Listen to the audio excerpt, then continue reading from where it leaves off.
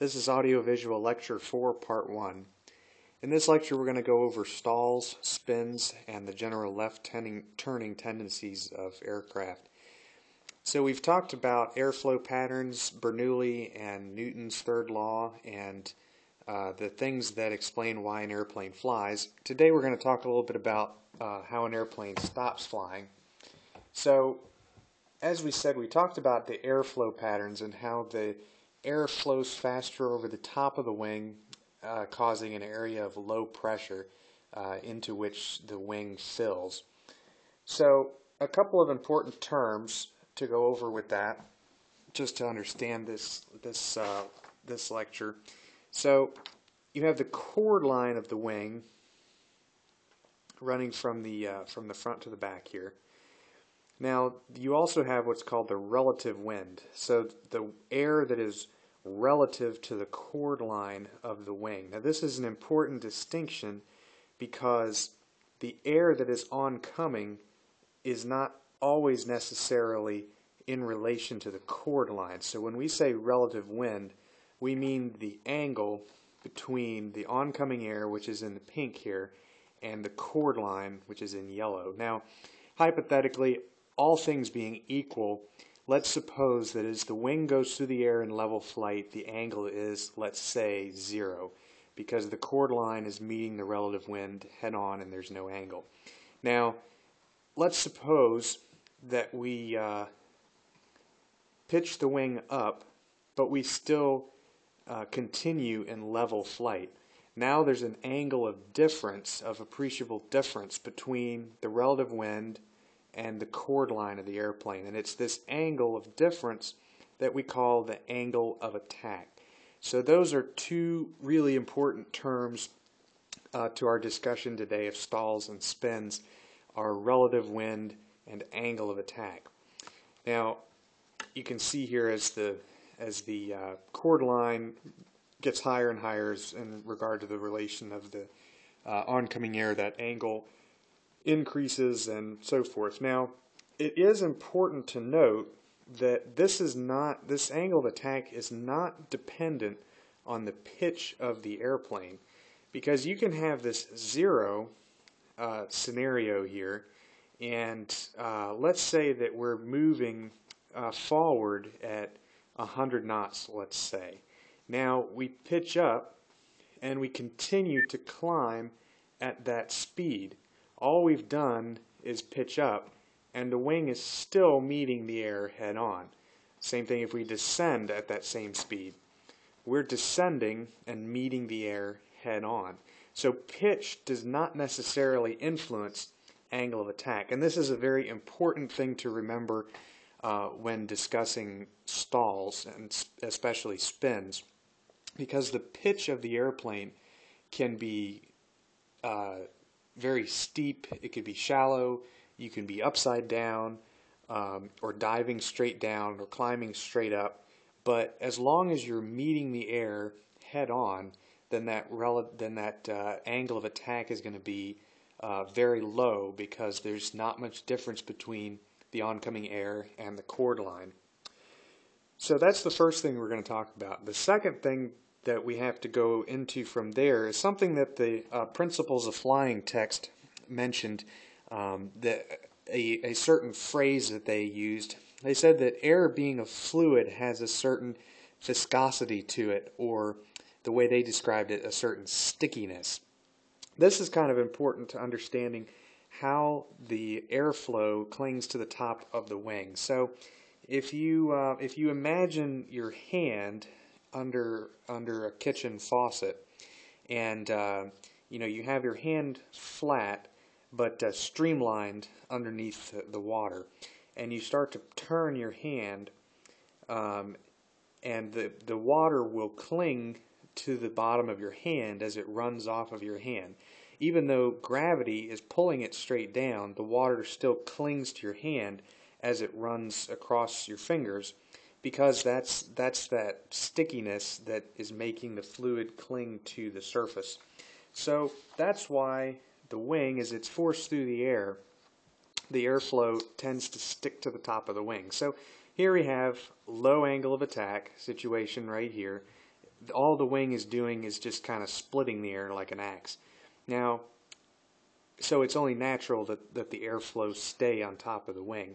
But here's where it should start to separate.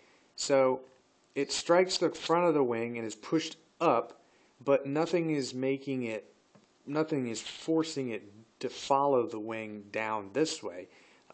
If there were not this stickiness, the fluid would be pushed up here, and then it would keep going this way. When there's no longer a force that's pushing it out of the way, it would just keep going along that route. But that stickiness makes it cling to the top of the wing, coming back down. And it will do this up to a certain point. So we increase our angle of attack here, and the airflow, so our chord line is further up like this in relation to the oncoming air, and the wing pushes the air out of the way, and it still clings to the top of the wing. Even though we might think that as soon as the wing strikes the air, it would just keep going across like this, it clings to the wing and continues to go down.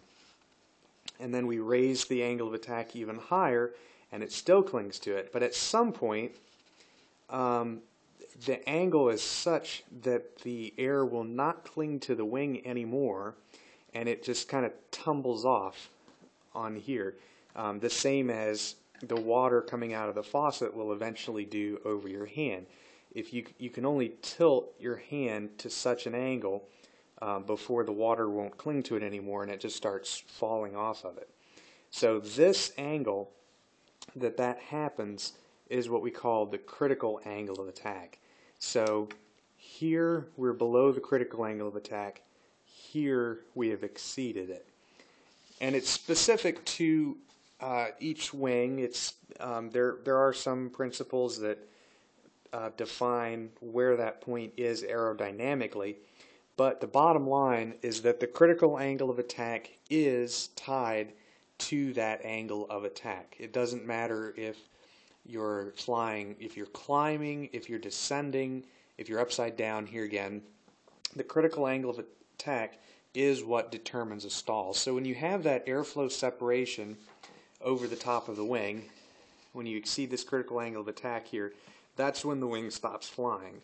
And that stoppage is caused by the separation of airflow over the top of the wing, which of course you need to fly, which is why the airplane stops flying. And that's what, as the texts refer to, we call a stall. So just to tie all of these things together again, and to emphasize the point of how a stall is not related to pitch or even to speed, really. It's easy to get them mixed up because they are related coincidentally almost. But let's suppose that we're flying along level and we're at 100 knots right here. Now let's suppose that we pitch up and we want to climb at 100 knots, so we add power so that we'll climb faster. Or we descend, and so we pull the power back so that we descend at the same speed. But let's suppose that we're flying along level and we pull the power back, so we start to slow down, and the airplane starts to fall towards the ground, right? Slowly, because it can't sustain enough lift. So what do? We pull back on the stick or back on the yoke to keep that from happening, and this is the condition that you have, to where you're still flying level, but the wing is at this angle. So we pull the power back some more. The airplane tries to keep falling, but we don't want to fall, so we pull back on the stick even further, and back on the yoke or the stick, and we have this condition now. So now we pull the power all the way back, and we start to fall towards the ground again. So we pull back even farther, and now we've exceeded that critical angle of attack. Airflow separation occurs, and we have an aerodynamic stall. So this is how it usually happens. So people associate bringing the power back, or by pitching up, they associate that with a stall, which is a good association because practically that's how it happens.